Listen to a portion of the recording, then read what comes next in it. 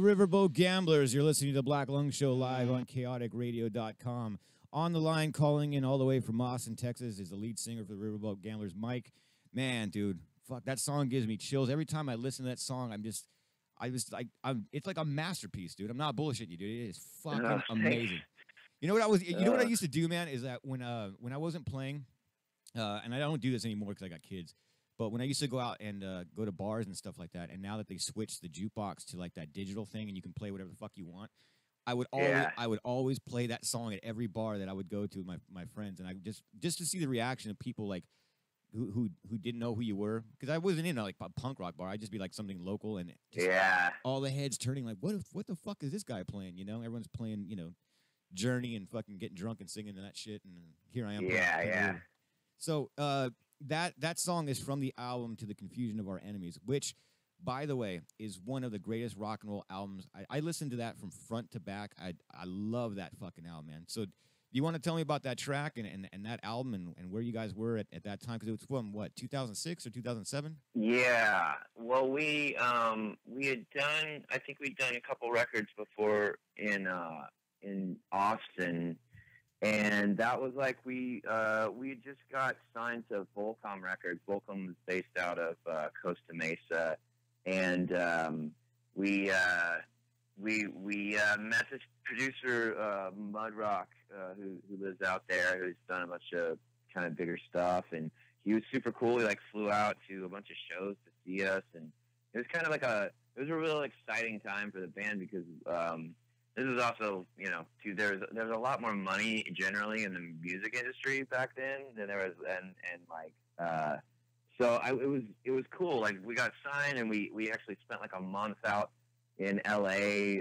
We got an apartment in this place called the Oakwoods in LA, which is kind of this like notorious. It was like a crazy like party apartment complex in like the 80s, but now it's all like child actors and stuff. It's in Burbank, and people are like going to shoot stuff in Burbank, and then we would drive into Highland Park and work every day, and it was such a cool experience. It was like my first time to spend a significant amount of time in LA, and we kind of like made our home there, and kind of had this life there for a while, and I remember being so nervous because it was a little bit of a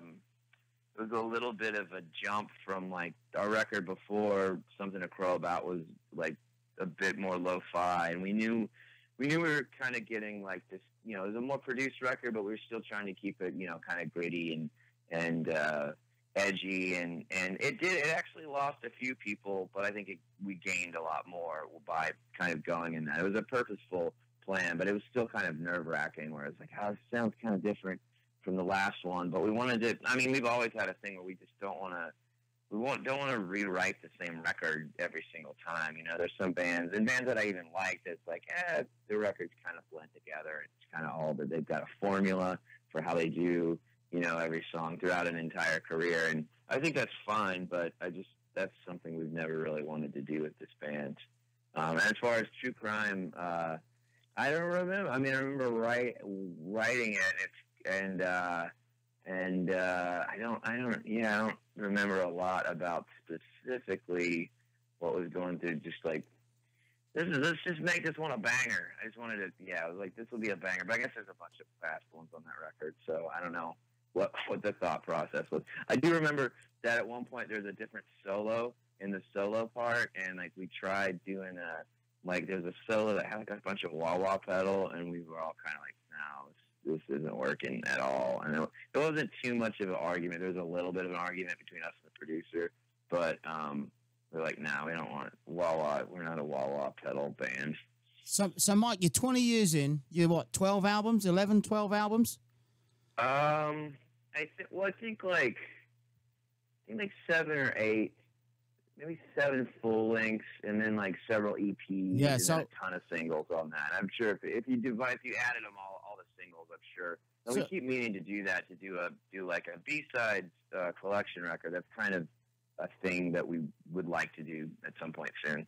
It's been a long journey. Is a lot of it a blur because of the it's easy to ask questions like, hey, tell us about writing this song, or tell us about this show you played with someone. But 20 years is a fucking long time, and a lot really of is. and a lot of traveling and shit like that. So, and just in age, like, you know, I feel like I'm 100% a different person than who I was when I started that band. Pretty, you know, like, how old are you? So many, and I remember, you know, with each record, you remember these very specific, like, hang-ups or worries or things that were stressing you out that, like, I don't, you know, it's so crazy. Like, yeah, none of that was important at all. What was important then but ain't important now, and the other way around? Well, I think, you know, back then when we were doing that record, it was really like, you know, we were kind of going for, like, I wanted to be full-time, the band to be really full-time, and it did become full-time for a while, and but also trying to stay true to, you know, what we'd kind of done before. And it was, I mean, that was like a time where we had, like, managers and people telling, everybody's giving you conflicting advice and all this music industry stuff, and, you know, like, you should go with this guy or fire this guy or go with this guy. And I remember being really stressed out by a lot of that, because I was just like, I kind of just want to work with friends, but I also want to be successful, not just, you know, so it was really like, I remember being confused about a lot of all that. And I think, you know, ultimately, yeah, I kind of have this thought now among all that, like, it's just try and make really good records, and, you know, and have the shows be good. And I think that's the most important thing. I realize now that so much of that stuff was, like, out of my control, about, like, SoundScan sales and, you know, marketing, and you should, you know, do this. You know, I realize now, like, going with our gut was, you know, usually was always better. Anytime we didn't go with our gut, it was usually not as good of a decision. So when you guys, were playing, and I was looking it up, you've had a lot of different lineup changes over the years, right? Yeah.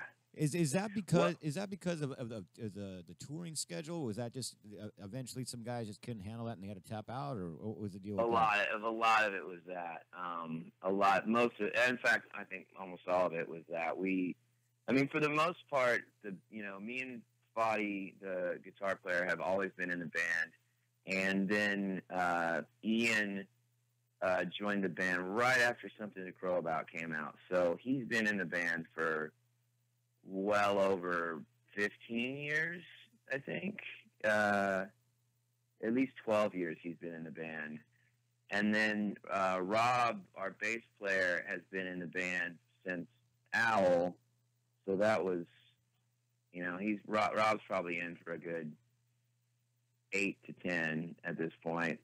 But we have had a real Spinal Tap situation with drummers for a long time. Is that right? Yeah, we're kind of going through them. The last two, and it was a weird thing where sometimes we'd have these, like, really great drummers in the band who were not really fun to be around on tour or didn't like it. And I think there's also the perception with a lot of, you know, people that they were going to get into the band and be making a whole lot of much more money than we actually were bringing in, you know. And it was like, it's pretty, I mean, we got to do a lot of cool stuff, but it was pretty grueling stuff. And especially the years when we were, like, touring 6, 7, 8 months out of the year, like, it got pretty grueling. It kind of, you know, you kind of start to go a little bit crazy, and then, you know, you kind of get home and you would have made, you know, just as much money if you were a manager at a fast food place or something like that, because everything, you know, it's a tough gig to actually make a living permanently on music, especially punk rock music, which, you know, even when it was bigger back then, like, as far as, like, mainstream success, it's still kind of a niche genre, you know. There's not a lot of bands that are, you know, we're making, you know, grown up livings off that, and even though we were trying to do that, but yeah, we, you know, I think once we got this guy Sam on the Owl record. We've had really good drummers for the last, you know, I don't know, 6 or 7 years. It's two guys, but when Sam couldn't do it, he tagged out really gracefully, and we brought this guy Ian in, and we work with him now, and he's a gambler. He just hasn't played on a full length yet, but he's been on a whole bunch of singles and stuff. So it's funny you mention that, because I've done a bunch of stuff in you know the Southern California punk rock community over the years, right? And one of the things what's cool is getting to talk to you is I love this I get a lot of emails from bands sending me music and stuff like that, or bands calling me and asking me for advice or shows and things like that. One of the things that I did, or probably about, I want to say like 17 years ago, was I tried to start my own indie label, right? And it was myself and a good friend of mine that was in a band called Pistol Grip. And then I remember Pistol Grip. Yeah, they were great. They were a great band. They were amazing.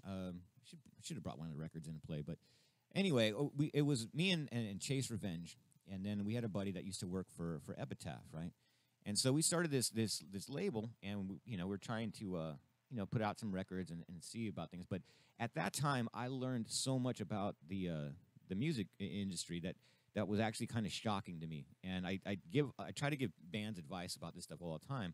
When I was talking to Pistol Grip, they had just got done touring with Bad Religion, and I asked them, I said, well, how much money were you guys making? And there's 5 guys in the band. They're like, dude, we were playing with Bad Religion, and we were making about $500 a month. And I was like, each? And he's like, no, like all of us. And I was like, holy shit, dude, are you serious? And then the first album, the Shot from the Calico Rose, I think it was a really good album as far as like an indie punk album. And I remember we were in the car one day and we were talking to Sean Stern from the Youth Brigade, and that was like a good release for BYO, and they didn't make shit off that. And so eventually they got back together. I think I saw something about him. I haven't talked to him in years, about a year or two ago, but it was fascinating to me at that time and learning that, because being in a punk band myself, I think that most kids or anybody would be like, oh, dude, we're touring with Bad Religion, we fucking made it, what I mean? So with you guys have toured with fucking everybody, man. I was looking through it, and you guys, besides the time you toured with Flogging Molly that Dutchie saw you with, you guys have toured with X and the Rollins Band. You did a Bad Religion tour, Pennywise. What was that like, man? I've never done a tour with a big band like that. I've played some shows with bands like that, but never a tour. How were those? I mean, all of those have been pretty great. Like it's weird sometimes. I mean, the great thing is you're getting to play in front of a whole bunch of people every single night, and usually, and in the case of like all those bands, they always made sure that there was food for us, and we were just well taken care of. And it's just, and especially when you're playing with those bands, there's like it's a crazy thing to be like, I can't believe that I'm on a tour with these bands that were. I mean, I remember listening. I mean, maybe not Flogging Molly, but when I was a kid, like I don't know, like X was one of the first punk bands I heard, and I just didn't even know, like, I mean, I didn't even know you had to like plug in a guitar. I didn't know how music even works. Like, I didn't grow up around music. So like, and I was like, man, X is just, and I was super into X. And then just, decade and a half later, to actually be playing with them, this band that, like in the back of my consciousness when I first started to think that this punk, started to barely understand what punk was and was drawn to it, like to be on tour with that, it's just, personally, it's wonderful. It's such a crazy feeling to be a part of it, to be a part of this thing that, I don't know. Growing up in Texas, I just never thought that, like, my family didn't travel or anything, and I never would have been anywhere if it wasn't for the band. I never would have gone to any of the places that I've been to, and I never would have.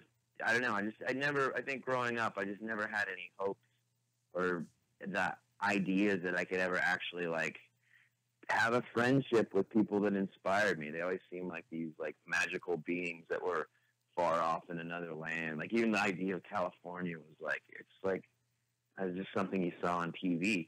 And so that part's amazing. And you do get to like meet a lot of cool people and form like lifelong friendships. The only thing that sometimes sucks about touring on like big opening for like really big acts, especially when you're a young band, and a lot of times like they don't pay a lot, which is, you know, it's still worth it, but sometimes you're getting like $500 a night, and which is, you know, I remember a long time ago that seemed like a lot, but now it's like, well, that barely covers like the gas and, you know, hotel room and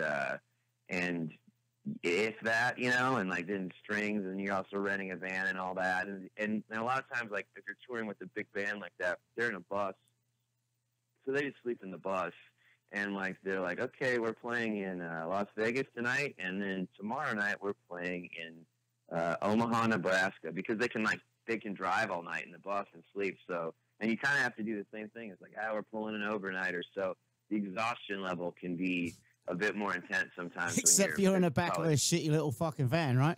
Oh yeah, we're just in a tiny little van. But yeah, Mike, isn't that what was the time frame between you starting as a band, right, and then being on those kind of tours? Because to me, that's pure fucking success. I mean, when I say that, it's not financial success, but as a young band, you're starting, and then you're touring with these bands, and it's stuff you talk about the rest of your life. And absolutely, like you said about stuff that's out of your control, you have no control. Yeah. It's bands like you that one band all of a sudden is selling a fucking million, and the next band is back home and doing nothing again, and the band who's doing nothing are the better fucking band. It's just the pure luck of life sometimes, who you know, who you bone, who you don't, you know, and all that kind of shit. But I look at bands like you, and you just said something that really fucking connects, is I'm sitting here at this mic, and I get to fucking interview some of the fucking amazing people in punk, you know, and then I go out and watch them, and then I go to a bar and bump into them, and they become friends of ours, you know? Yeah. So, you know, am I successful? Crazy. No, I'm fucking losing money. But, you know, am I successful? Yeah. Yeah. You know? And it's you know, I think growing up in the capitalist American culture, sometimes, I mean, I've admittedly got lost in like, I wish I was making more money and I didn't have to, you know, go swing a bar shift that week or this week or whatever.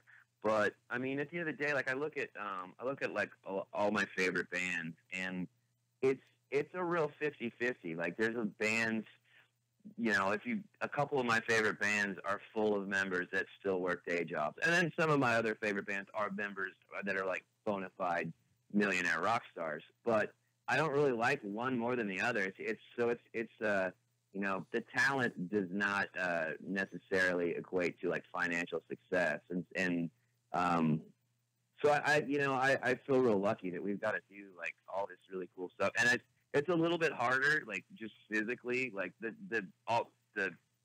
those tours, chasing those tours like that. It's a little bit harder when, you know, everybody's a little bit older physically, and financially, if like, you know, guys have kids and stuff like that, it's a little bit harder to grab those. But it's still, you know, with the right band, I think we'd still jump into it. You know, if it's a band that we're gonna have, we know it's gonna be a good experience rather than I mean, I remember sometimes back then for all the bands you mentioned, there was a lot of bands that like a manager and agent were like, he really wants you to go out with this band, and we're like, we don't really like that band. That's just it. Like, we're not really proud to like be a part of that show. And there's some of those tours that we would do because it's like you get good exposure, and usually every time those are the ones that afterwards you're like, that just felt like we wasted a month of even sometimes later we would do stuff like with these bands we didn't care about as much. It was the worst one. We would come back with money. We would come back making more money, but I would trade that to make no money and go out with X and Rollins again, you know, 4 years beforehand or whatever. Name me that biggest band. That's what I want to hear. Those were the special things, you know. I want to hear your fucking biggest band that you go, fuck you. Fuck, that was a waste of fucking time. We went out for like 6 weeks with Sum 41, and it was. I'll just say that it was. But the positive thing, there were some positive things about that tour. I'm not a particular fan of that band. A couple of the guys were nice enough, but we did get to connect with Jim Lindberg from Pennywise. Had a band called Black Pacific that only did like one record. This was like when Jim Limber took like a 1 album break from Pennywise. And like we'd met Jim a few times, but like that was a tour that like now like I'm good friends with Jim Lindbergh, and Mark from Dropkick was playing with Black Pacific, and Gavin, and we just like those dudes. Those guys are like lifelong friends, you know. So it was completely worth it at the same time too. Even the bad ones are kind of good for the most part. So, Mike, what are your feelings about the announcement that just came out recently that this is it for the Vans Warped Tour? Because I know you guys how many tours did you guys do with the Warped Tour? We did two full ones, and I think and then this year we played a couple Texas shows, and then I think before we did the first full one, we did a couple Texas shows, I think, as well.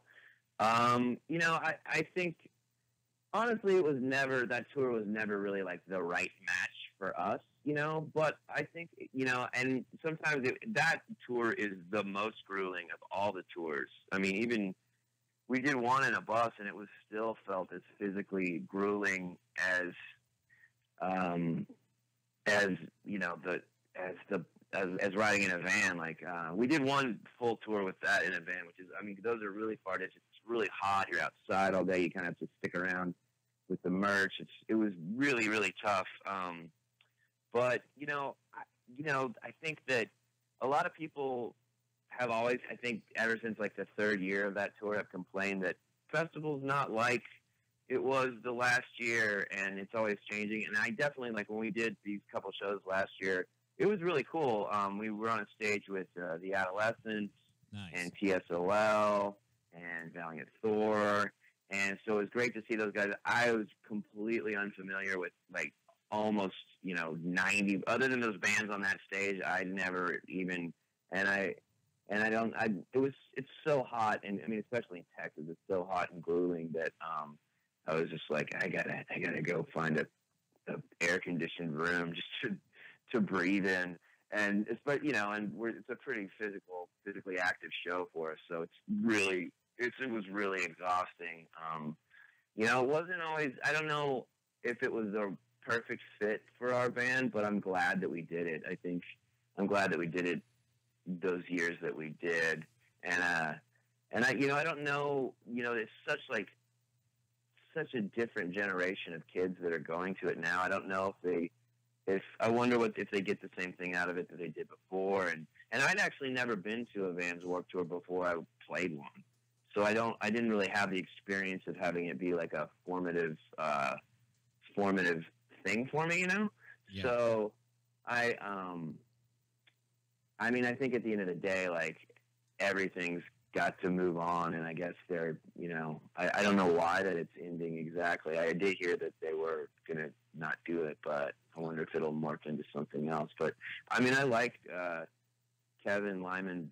He did this like It's Not Dead Fest, and that was really awesome. And I think the idea of the Warped Tour is really cool, and I think it's one of those things where going like, I don't know how many people connect with us, like of that crowd connects with us, but it is this weird thing where every once in a while I'll meet someone and like, I saw you I only know about you because of the Warped Tour, and I'd be like, really? Because there's a lot of shows that nobody was watching us.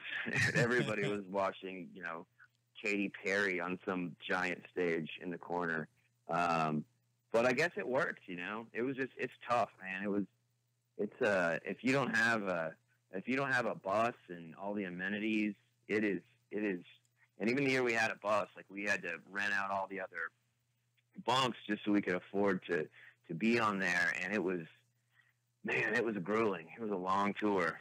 Hats off to people that pull it off. Sometimes I'll see kids that are just slugging it out in a van. I'm like, man, I remember doing that. And, you know, I hope you survive. Get water. Yeah, it's funny you say that. A couple of things. I played one show on the Vans Warped Tour, and that it was only one, and that was just because it's always somebody that you know, right? So I played the Vans Warped Tour in Ventura back in 2001, and the only reason at that time was because we used to practice. I used to be in a different band back then, but we practiced across the street from Sonia Catalano, and that's pro skater Jason Catalano's mom, and she actually ran all the skateboarding competition part of the Vans Warped Tour. So we got on that way. So I got to play in 2001, and it was us and I was on the Ernie Ball stage. We were playing with Rancid and Pennywise and Fear, and it was I got a lot of stories that are really funny about that, but it was completely different back then. And then over the years, I've just seen the Warped Tour change, you know, like what you were talking about, It's Not Dead Fest. See, the Warped Tour started off as a punk rock festival, and then it just kind of it went into like all the bands are just like, I don't know, dude, like I can't name it. Like anytime I see the flyers for the new Warped Tour for the last like 5-6 years, I don't know any of the bands on there. And then you see like the old school stage, and I think when I read an interview about Kevin Lyman saying that maybe it was just too much work, and you're right. I didn't get to see you at the It's Not Dead Festival. That was the last 2 years. It's in San Bernardino, and that's where I live. I live in San Bernardino, and I was going to go, but something came up that year where you were playing. I was really bummed because I really wanted to go to the It's Not Dead Fest just to see you guys. I was stoked. Dutch and I got lucky enough to go this year because our friend from a band called Unit F, Mel, I'm sure he's probably listening to the show. He played the show, and he got us some backstage passes, and we got them press passes, and Dutchy and I, and we had a great time at the It's Not Dead Festival. But that's more of the spirit of like what I think the Vans Warped Tour was supposed to be. You know, it was more about the punk rock experience, and then I think it was financial, where they're trying to get these bands that kids are listening to, because you're right, man. It's been 20 years of the Vans Warped Tour, and shit changes. You know, I want to see bands like Agent Orange and Fear and Dropkick, you know, and stuff like that. And these new bands on here are like, you know, A Bullet for My Death Cab for Back of My Van, or like some weird emo shit. I don't know what that is. That shit's like. Aren't festivals just a fucking festival with a different name on it? And because we got into some discussion with one of the guests the other week about this ain't punk. Punks don't do festivals. And I pulled up the 1978 Reading Festival, right? Sham 69, The Jam, Penetration. The fucking list just went on, right? And there was 60, 70,000 people there in the pouring fucking rain, right? So don't tell me that festivals go away from the punk genre. They fucking don't. Right, we all know it started in clubs with fucking people dancing, pogoing, spitting, and little pits and shit like that. But promoters and music and money makers have always created festivals, and to be able to see 40 punk bands in one fucking day, or 20, whatever it is, to an average fan who only has to pay for one ticket is fucking great. So I don't care if it's you put Von's Warped Tour on it or It's Not Dead Fest. It's what fucking bands are on there and what we're going to go and see is what matters. That's a good point. Yeah. You know? And I think we I think the Ramones played like the Us Fest or something like that. There's footage online of that. Yeah. I mean, I like doing festivals. I like, especially, but you know, it's always kind of like I always just judge like, well, you know, there's some festivals that it's not going to make sense. Like if the Gamblers were to get put on a jazz festival and all the other bands are jazz, it's like, well, I don't think we're going to grab that. There might be a couple people that are tired of jazz, but for the most part, it's probably not a good fit for us on there. Fuck them, take their money. So if it's a real diverse festival, I'm all about it. And then there's a little bit with some of the Warped Tour stuff, like, I don't know. You know, I guess I might be wrong because there are a few people that have, like I said, have come out over the years. But there were times that I was kind of like, was anyone like this? I don't even know if anybody's going to give us any attention. But it's like, clearly, I guess it's for a very young fan base. Like, it's for a young target audience. And I think I like the idea that any young person could listen to the Gamblers. Like, the base of our audience is a little bit older, which is fine. No, I was going to ask you about that too, because there's a lot of sub genres in punk rock, right? And you guys are in this. It's actually kind of like my favorite, and I don't even want to give it a name. It's just more like rock and roll punk rock, just high energy, like in your face, fucking just awesome shit, right? You know, bands like Throw Rag and Glucifer, the Helicopters. I could name a bunch of them, but there's a lot of shows going on here in Southern California with bands like that, and there's there's a crowd for that. And I hear what you're saying too, because like my band kind of fits into that. That's why I'm so excited, to have you guys on. And there's been times when I've played shows, like see we'll play with like maybe not crust punks, but all the kids with the mohawks and the spiky hair, and I was there 20 years ago. But a lot of them, when they hear that rock and roll music, you're just like, maybe we shouldn't have booked this show. This is not really the same type of vibe. So I'm always on the lookout when I book my band to play with certain bands that, I want to play with and I'm looking for. And so at this time, when I do this show, I always have a segment, because right now we're interviewing you, Mike, and everybody listening. You guys have to check out the Riverboat Gamblers. This is seriously in my top 10 of favorite fucking bands. I love this band. Buy their fucking records. Help them out, because they're not going to come out and tour if they don't have any fucking money. What with this show some love segment is I usually ask all the guests, who do you recommend? What are some bands that you've been out on the road with? Who should I check out? Who should I listen to? Who should I discover? Who should everybody listening to the show discover? Or so what are some cool bands that you've played with? I'm trying to think who. There's a band from Austin I like a lot called American Sharks. Okay. They're kind of like a thrash band. Trying to think who else. That weird question of like, oh, it's so much, and then you ask them like, who, what? There's a band that I listen to that I don't even think they're together anymore. But a lot of people don't know about them. They're called Heavy Times, from Chicago. They put out 2 records, and they're both like, they're so good. I've been listening to I'm really excited about the new Hot Snakes record that I haven't heard yet, but they're one of my favorite bands, and I'm really excited. It's coming out, I think, next month. And I'm excited that they're touring a lot. That's John Reese from Rocket from the Crypt, who I'm a big fan of as well. Okay. Jeez. God.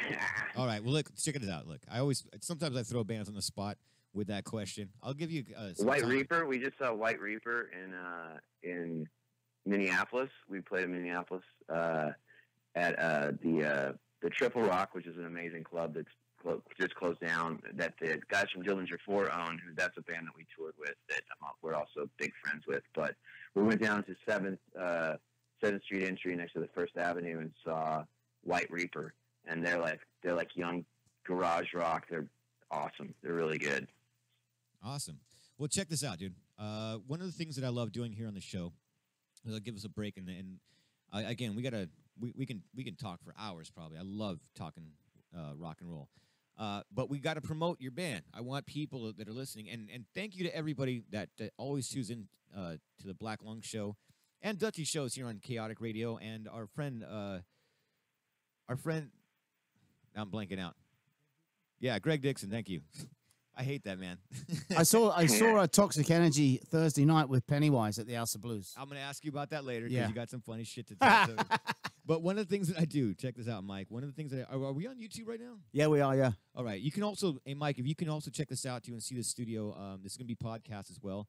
So what I was saying is thanks to everybody from all of our friends in Texas, our friends in England, our friends in New York. Everyone has been sharing the post that the Riverboat Gamblers were on today's show. What I do is I'm still old school, man.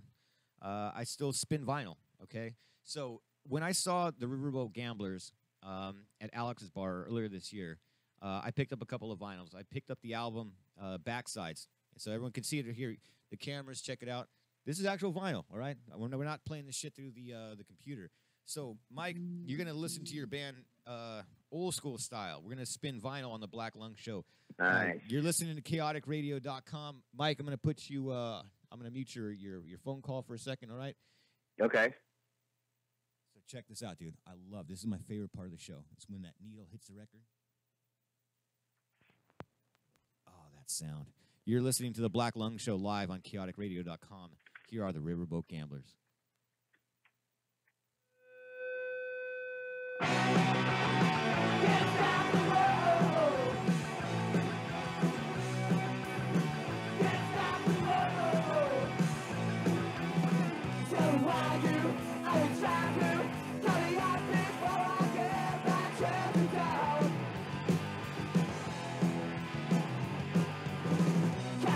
beginning, the beginning. I will tell to play my life, but I'm probably not. And when you lie to me, like if the little smile of a happy child, let your red is a whipping child. Take my coat off and stay a while, yeah. Can't stop the road. Can't stop the road. If you try to ratify you, try to make some sense out of my final thought. Show me my thoughts, give me your blood, make a shit less short and then put me inside. And when you lie to me, I get the little smile of a happy child. Like your friend is a whipping child. Take my coat off and stay a while, yeah. Keep swinging like a moon. Can't stop the road. I'm shocked as river, he can't stop. Why can't I stop? Like I do, don't be without a cry. Can't stop the road. My head is spinning, it cannot stop. Why can't I stop?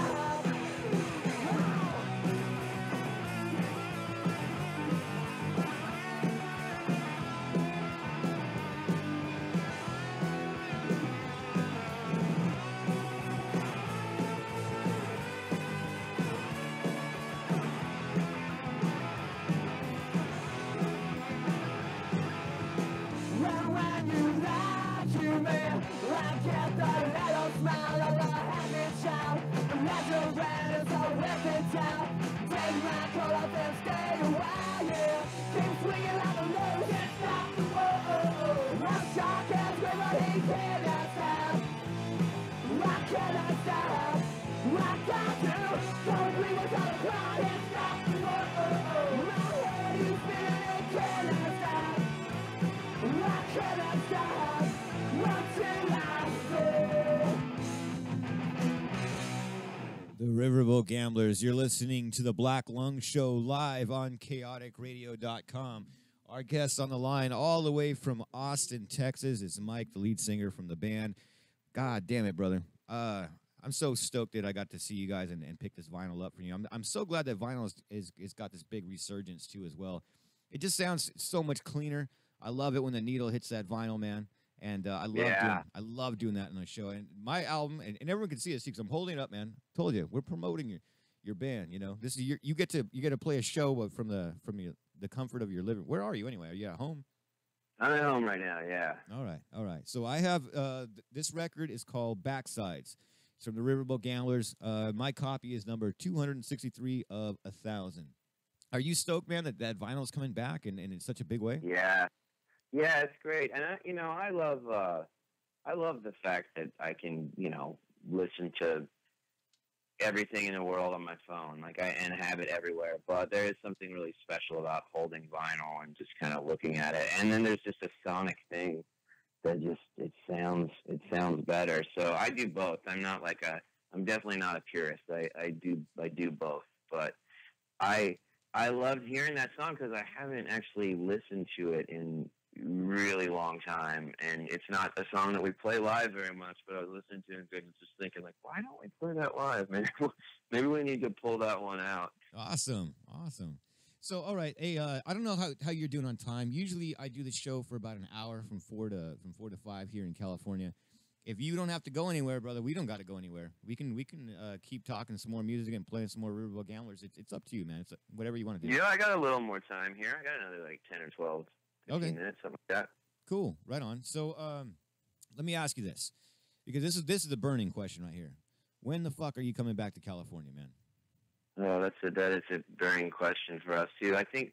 Well, I'll tell you, one of the guys in the band has a kid now, and that's going good.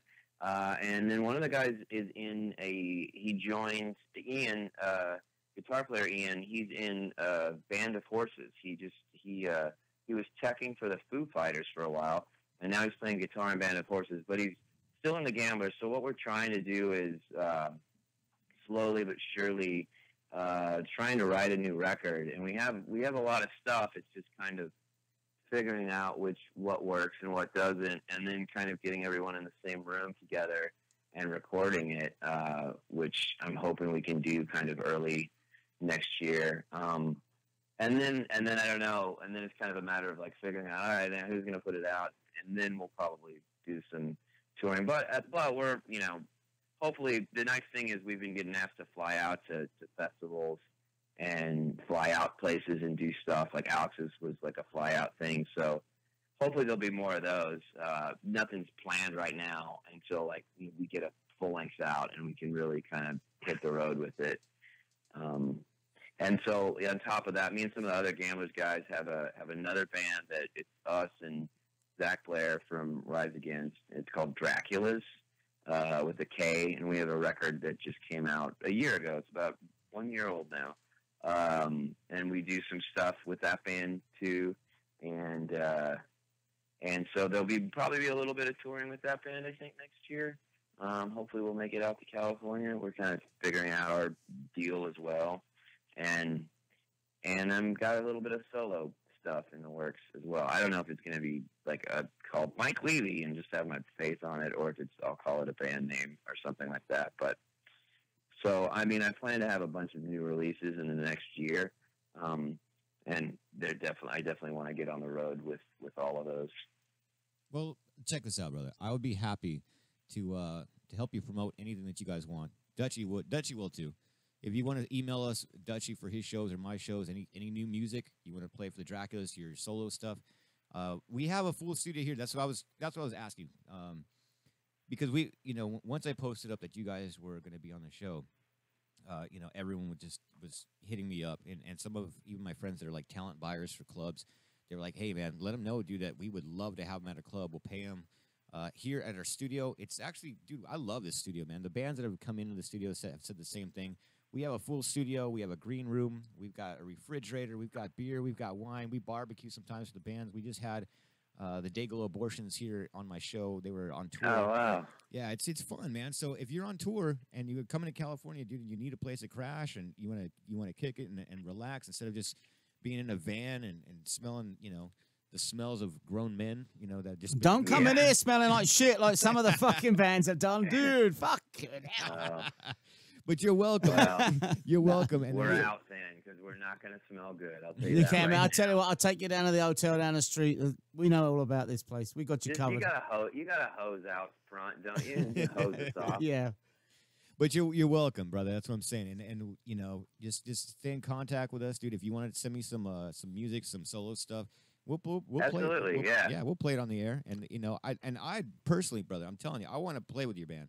I want to do at least one show with you guys when you come to California, so we can work that out. That would be great. So hey, real quick, totally. You were talking about the Us tour. So what I just showed you was a picture that my girl just sent me. She went to the Us tour, so she's still got the original T-shirt.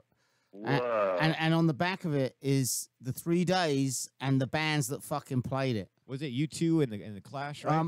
On Monday it was David Bowie. I can't see the second name. Joe Walsh, Pretenders, Missing Persons, U2, Berlin. Then the Saturday it was the Clash, Men at Work, Stray Cats, English Beat, Flock of Seagulls, Oingo Boingo, Wall of Voodoo, In Excess, and you had Van Halen, the Scorpions, Triumph, Judas Priest, Ozzy Osbourne, Motley Crue, and Quiet Riot. There's a fucking festival of 3 different fucking days right there. Yeah. My old bass player went to that when he was a kid. It was a crazy. It was here in Southern California too. It was I have no fucking clue. Yeah. She lives in Southern California. I'm guessing it was right there. It was here, brother. It was here. Well, anyway. Wow. Well, Mike, do you want to plug anything else, dude? Do you want to plug your website? Anything you want the listening audience? You want to say whatever the fuck you want? We're on Twitter, just at The Gamblers, and then we've got a Facebook page, and check out the Draculas. It's just Drakulas.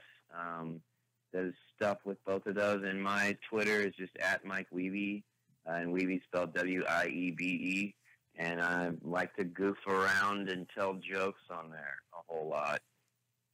Do you want to tell a joke on the air? No. I need the right lighting in comedy club. We do have, Gamblers, if you're like on Spotify or if you go to Cleopatra Records, we just put out a new song there's a Halloween comp that has like a bunch of really cool bands on it, like DRI and a bunch of like cool like Adolescence type bands. And yeah, we put out a new song with them called Cheap Masks, and it's let me find the title of I'll let you know. What's the name of the band? It's a new Riverboat Gambler song, and it's the newest thing we've put out, and it's on. There's a compilation by Cleopatra Records, and it is called Punk Rock Halloween, and it's all Halloween songs, and Adolescents are on there, 999, Anti-Nowhere League, the Vibrators. I don't know if it's new songs by every band, but I think it's new songs by every band. I know our song is new. We just recorded it in September, and it came out right around Halloween. But yeah, Punk Rock Halloween on Cleopatra Records. Dutchy's looking or on Spotify or whatever. Dutchy's looking for it right now. Hey, so before we go, when you, and this is just from me to you, as from a musician to a musician, when you guys do covers of other bands, how do you pick that? I mean, what's the discussion like? Especially, my band's a 5-piece, and it's always like a big giant debate on, I don't dig that song, or that, that band's still playing. We want to do a cover song of a band that's not around anymore. How do you decide? How do you come up with the idea to do a cover and agree on it to put it out? I think for the most part, it's been most of the covers we've done, we've sort of been asked to do. We actually, we were in Richard Linklater, the director who made like Dazed and Confused and the Before Sunrise movies and School of Rock. He did a movie that came out a couple of years ago called Everybody Wants Some. And we actually played a punk band, it's set in 1981, and we're a punk band. And he was like, "Hey, I want to do some covers of Texas punk bands that are pre-1982." So we covered a couple Big Boys songs, and we covered Dick's "Hate Police," and we covered MDC, and so those were all easy, and like some of those songs just felt better. I think, but when we do, like we'll work up a cover, like this is a song that we all like, and we'll play it. But then sometimes you get done, and like it doesn't feel right. Like it doesn't sound like we're adding anything to the song. You kind of like. I think when we do a cover, we try and want it to be like to pay homage to the original, but to also sound like it's the Gamblers taking our own swing at it. And there's been a couple songs that we tried, and it just didn't work. It was it just didn't work out how we thought it did. And then but I don't think you ever know that until you play it a handful of times, and sometimes even live. Sometimes you'll even do stuff live and go like, yeah, something just felt weird with that. It goes back to from the gut. It's all just like, your gut will kind of tell you after playing it a couple times. All right. Well, that's I think what I want to do is I want to play one of the songs you guys covered by the Soft Boys. The other album, and I'm holding it up right now for everyone looking up on YouTube. I not only bought the Backsides record from you guys when I saw you guys at Alex's bar. I also picked up a 7-inch, and it's the Riverboat Gamblers, Time to Let Her Go. I want to play the B-side. You guys covered the Soft Boys. This is going to be the song that's going to take us out of the show. Mike, I want to thank you again for taking the time to talk to Dutchy and myself and being on the show. Yeah, thank you for having me. Yeah, it was fun, man. And I said our door is open. We want you guys to be in studio. It doesn't matter what band you're in, dude. It would be cool with the Riverboat Gamblers, and yeah, I want to play a show with you guys. I want you guys to come into our house, dude, and be welcome and drink some beer, and if you guys do that stuff, and have some barbecue with us. And we've tried it. I've heard about it. Does it taste good? What's that? No, I don't know. Sometimes I get some bands that come in and they're like, "Oh, we're vegan." I'm like, "Oh, I'm sorry for you," but don't feel bad. It's okay. Yeah, we got a couple chips and dips. Vegetarians in the band. Yeah, but, we'll get like a vegetable tray or something for them. Yeah, something like that. But anyway, thanks again, man. If you guys are listening to the show, you guys know that I don't bullshit. I will not play this show unless the band that I have on my show is amazing. We were just talking about the Vibrators. I just got done playing with them. Dutchy's the man. You know, he'll tell you straight up. He's a Riverboat Gamblers fan as well. I'm not a Pennywise fan. All right, that's for a later show. We'll have that discussion later. But thanks again, Mike. Appreciate. Hey, Dutchy, let me ask you this real quick before we go off the air. If I have Mike say, you know, hey, this is Mike from the Riverboat Gamblers, and you're listening to Black Lung Show, can we use it as a stinger later? Of course we can. Yeah. You want to do that for me, Mike? Can you say just that? Hey, this is Mike from the Riverboat Gamblers, and you're listening to the Black Lung Show. Okay. Hey, this is Mike from the Riverboat Gamblers. You're listening to the Black Lung Show. Awesome, man. Fucking thanks a lot for being on. The Needle's going to be hitting the record again. Oh, I love it. Truly appreciate it, Mike. Thank you. Thank you very much. Thanks, guys. I really appreciate it, too. All right. Thanks for listening to the Black Lung Show, everybody. I want to destroy you. Riverboat Gamblers. Check them out.